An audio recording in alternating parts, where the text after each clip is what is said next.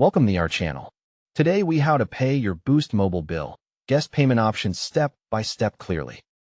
Open a web browser on your phone or computer and make sure you have a stable internet connection. Type the official Boost mobile website address in the address bar and press enter. On the homepage, look for the option labeled Pay Bill, Make a Payment, or Payments. Select the guest payment option if you do not want to sign into an account. When the guest payment page opens, read the on-screen instructions carefully. Enter the Boost mobile phone number associated with the line you want to pay for. If the page asks for it, enter the account PIN, billing zip code, or another verification detail. Click Continue or Next to move to the payment screen. Check that the account or phone number displayed matches the one you intend to pay. Choose the payment amount, such as the full balance due or a custom amount. Review any listed fees or taxes if they appear on the payment screen. Select your payment method, usually debit card, credit card, or sometimes a prepaid card. Type the cardholder name exactly as it appears on the card.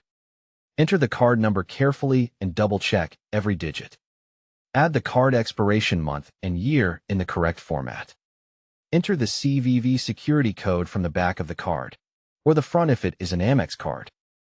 Fill in the billing address information if the form requests it. Provide an email address or mobile number if you want a receipt or confirmation message. Verify the payment date, especially if there is an option for immediate or scheduled payment. Review the payment summary to confirm the phone number, amount, and payment method are correct.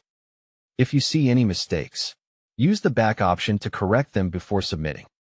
Click Submit Payment, Pay Now, or Complete Payment to finalize the transaction. Wait on the page until you see a confirmation message that the payment was successful. Write down the confirmation number or take a screenshot for your records.